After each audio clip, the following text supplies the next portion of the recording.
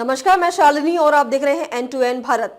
आइए बढ़ते हैं आज की बड़ी खबर की ओर। जी टीवी पर प्रसारित सिंगिंग शो सारेगामापा में चयनित कोशी के लाल जय झा का भव्य सम्मान समारोह आयोजित किया गया। सुपौल जिले के ऐतिहासिक हरदी दुर्ग स्थान परिसर में आयोजित भव्य सम्मान समारोह में जय झा को सम्मानित किया गया। लोरिक जयंती समारोह हरदी अजान दुर्गा स्थान एवं ब्राह्मण महासभा सुपौल ने सारेगामापा फेम जय झा का समारोह पूर्वक सम्मान किया। इस सम्मान समारोह कार्यक्रम में मुख्य अतिथि के रूप में पैनोरमा के CMD संजीव मिश्रा भी शामिल हुए। कार्यक्रम में ब्राह्मण महासभा के मुन्ना चमन सहित स्थानीय गणमान्य लोग मौजूद थे। कार्यक्रम में जय झा को मिथिला पांग अंग वस्त्र और फूलमाला से सम्मानित किया गया। सहरसा सोर बाजार के रहुआ निवासी जय झा ने कहा कि सारेगामापा के मंच के 3-4 महीने के सफर उन्हें 3-4 साल के बराबर सीखने अनुभव दिया। इस मौके पर जय झा का एक झलक पाने के लिए लोगों की भारी भीड़ उमड़ पड़ी।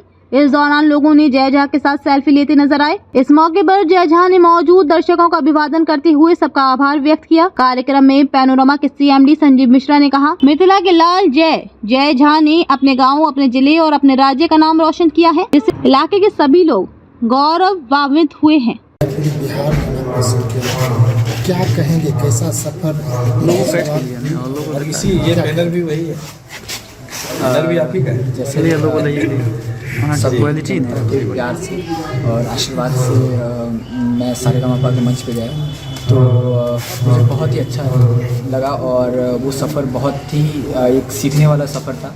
और वो 3-4 महीने के दरमियान में मैंने लगभग 3-4 सालों का सीखना एक वो मुझे महसूस हुआ कि इतना सीखने के लिए जितना कुछ उस 3-4 महीने के दरमियान में मुझे सीखने के लिए मिला, वो सीखने के लिए शायद मुझे 5-6 साल लग जाते और मैं सीख पाता कि नहीं, वो भी मैं कंफर्म नहीं हूँ कि उतना कुछ मैं सीख पाता कि नहीं, क्योंकि जब मैं वहाँ से आया तो मुझे एक नोट डाउन बना हुआ है मुझे किस किस चीज़ पे काम करना है। तो मैं अभी अपने आप पे डेवलपमेंट कर रहा हूँ और भी मैं डेवलप होने का कोशिश कर रहा हूँ कि अपने आप पे और ग्रो करूँ और लोगों का दिल जीतूँ।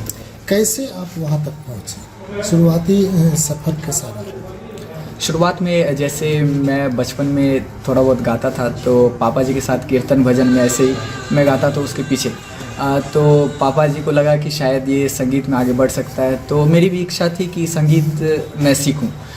तो पहले तो मुझे लगता था कि संगीत आसान है तो इसलिए मैंने पापा जी को बोला कि मुझे संगीत सीखना है, क्योंकि मुझे मेडिकल या इंजीनियरिंग में बहुत ज़्यादा इंटरेस्ट नहीं था। मैं पढ़ने में बहुत अच्छा था लेकिन मुझे मेडिकल और इंजीनियरिंग सब में कुछ भी गवर्नमेंट जॉब में मुझे ज़्यादा दिलचस्पी नहीं थी। मुझे संगीत में रहना ज़्यादा अच्छा लग रहा था, गाना बजाना ये सब चीज़ करना, क्योंकि उस टाइम भी जो पापा जी शोज़ में जाते थे मुझे लेके जाते थे तो वहाँ पे लोग सुनते थे, लोग इनक्रेज करते थे, तो मुझे ज़्यादा पसंद आता था। तो पापा जी को फिर हम बोलेगा कि मुझे सीखना, संगीत सीखना, तो ये चीज़ पापा जी फिर उधर से मुझे प्रॉपर क्लासिकल म्यूज़िक सिखाने के लिए सोहन झा जी गुरु जी, फिर रमन झा जी गुरु जी, फिर उससे भी उनको लगा कि ये भी थोड़ा कम हो रहा है, तो उसके बाद आगे एडवांस सीखने के लिए बनारस भेजे। बनारस में श्री आदित्य विजय भंडारी गुरु जी के पास मैं संगीत का शिक्षा ली और संगीत को जितना तक मैं जान सकता हूँ, जितना हो पाए हम उतना गहराई से संगीत को जानने की कोशिश की और वो शायद काम आया और सारेगामापा में मेरा सिलेक्शन। क्या लगता है आज के दौर में वहाँ तक पहुँचना एक नए गायक के लिए कितना कठिन है? देखिए, सारेगामापा या इंडियन आइडल ये सारी चीज़ रियलिटी शो बहुत टफ होता है, क्योंकि मैं जब यहाँ से मुंबई राउंड के लिए गया तो मैं चौथा राउंड था और टॉप 100 या फिर 110 बच्चे थे उसमें से बिहार का सिर्फ मैं था, इकलौता मैं था बिहार का उस 100 में से। उसके बाद 100 से धीरे धीरे कटते राउंड होते गए, उसके बाद टॉप 12 बचे, टॉप 12 में से टॉप 10 बचे। तो ऐसे ये सारी प्रोसेस बहुत ही, वो लोग इतना सुनते हैं आपको, इतना ज़्यादा, तो टफ़ तो बहुत है। और जो म्यूज़िक करता है उसके लिए टफ़ नहीं है, जो थोड़ा काम चोरी कर रहा है उसके लिए टफ़ होगा मेरे हिसाब से। कभी कमी महसूस हुई, गरीबी जो होती है, जो एक किसी भी जो उस लाइन में जाते हैं तो उसको कभी कभी गरीबी भी महसूस होती है, जो इसके सहारे चूँकि उतना इंस्ट्रूमेंट नहीं रहता है, उस तरह की व्यवस्था नहीं रहती है, तो नए लोगों के लिए फिर कैसे इससे प्रैक्टिस हुआ?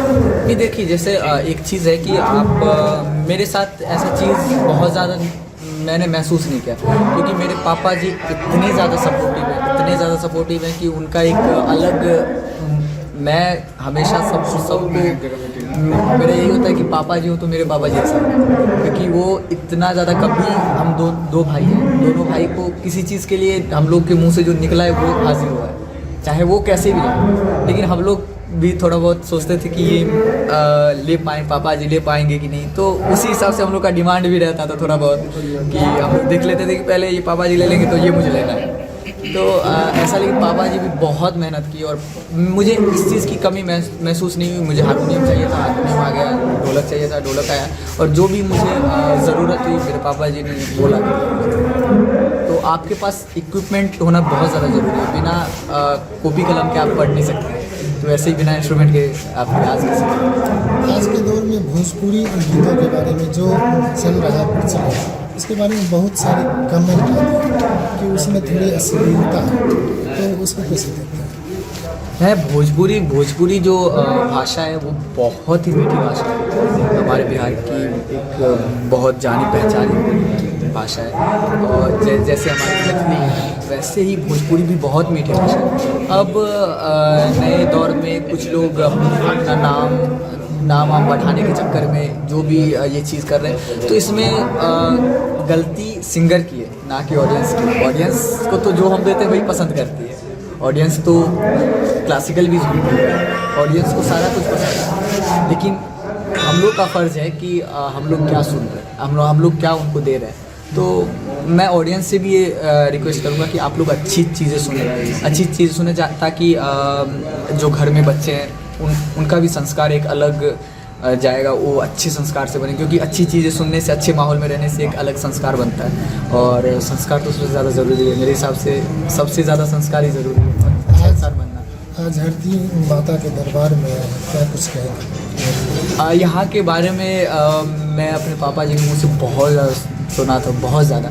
तो मुझे बहुत पहले से ही इच्छा थी कि यहाँ पे मुझे आना है, लेकिन कभी मौका निकल ही नहीं पाया, और फिर वहाँ पे गए तो फिर 4 महीने तो बहुत ज़्यादा वो रहता है, टाइट स्केड्यूल रहता है। तो उसके बाद यहाँ पे आने के बाद मुझे ये मौका मिला कि मैया के दरबार में हाज़िरी लगाने का मौका मिला, तो इसके लिए मैं अपने आप को बहुत सौभाग्यशाली मानता हूँ। आगे क्या सपना है?